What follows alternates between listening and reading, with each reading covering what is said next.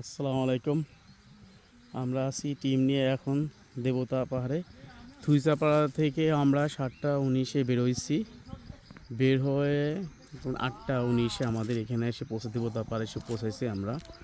তো দেবতা পাহাড়ের ভিউটা দেখেন এরকম। আমরা যখন 2021 সালের দিকে আসছি আসলে তখন এরকম ছিল না, পুরো জঙ্গল ছিল এখানে। জঙ্গলের মধ্যে আসলে এখানে এখন এসে দেখি যে এখানে দোকান হয়েছে এবং সুন্দর ব্যবস্থাপনা আছে আর কি।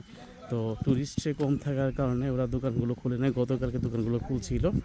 হ্যাঁ, তো এই যে হচ্ছে দোকান, আর হচ্ছে আমাদের গাইড দাদা অংথই দাদা, আর এই যে হচ্ছে আমাদের বিশিষ্ট ট্রাভেলের একজন সবুজ ভাই। কি অনুভূতি কি ভাই দেবতা পাহাড় আসার? মানুষ যেভাবে বলছে সেইভাবে কি আসলে সেরকম কষ্ট?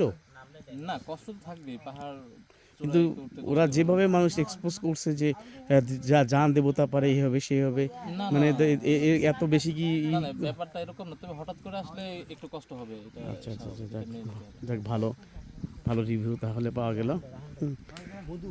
কি অবস্থা রিপন ভাই? আমাদের রিপন ভাই কি অবস্থা ভাই?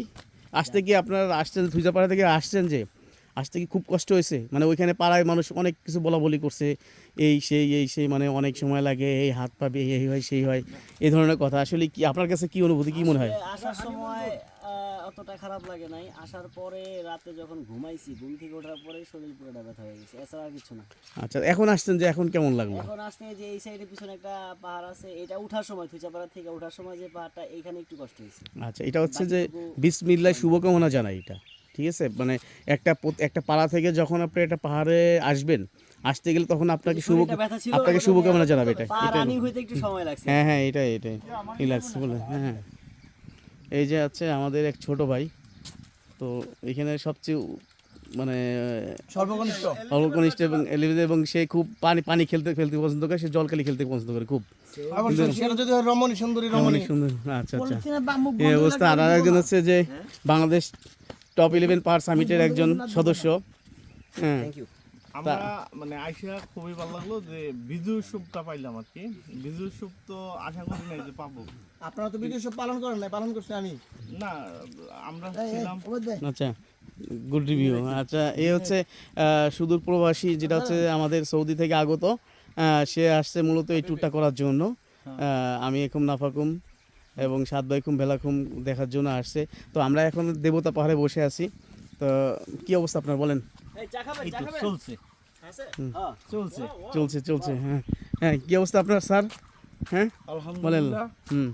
তো কেমন লাগলো দেবতা পাহাড় পর্যন্ত আসতে? ফাটাফাটি, এটা তো হানিমুন জোন। হানিমুন জন, আচ্ছা আচ্ছা যারা নতুন বিয়ে করবেন, বউ নিয়ে হানিমুনে আসবেন, আচ্ছা আচ্ছা। অসাধারণ লাগবে। বউ বলবে না, জীবনটাই সার্থক, হ্যাঁ, জীবনটাই সার্থক। প্রাকৃতিক পরিবেশ দেখে বলবে জীবনটা সার্থক হয়ে গেল। প্রতি বছর একবার করে হানিমুনে নিয়ে আসতে হবে বউকে। আর যাক, আলহামদুলিল্লাহ সবার ভালো রিভিউ। মোটামুটি থুইচাপাড়া থেকে আসতে আমাদের এখানে 1 ঘন্টা লাগছে, তারপর রেস্ট নিয়ে আসছে। আমরা আসলে রিল্যাক্সে আসছি। এই আমার পিছনে হচ্ছে কিন্তু নিকোলসপাড়া। আমরা বিকালের সময়টা নিকোলসপাড়ায় কাটাবো। দেখা যাক এখানে কতটুকু থাকি আমরা। আসলে এইসব জায়গায় আসলে মানে ফিরতে মন চায় না, যে হয়তো আর একটু বসি, এইভাবে যায় দিনগুলো। তো ইনশাআল্লাহ দেখতে থাকেন, আরও ভালো কিছু আশা করতেছি, ইনশাআল্লাহ ভালো কিছু হবে।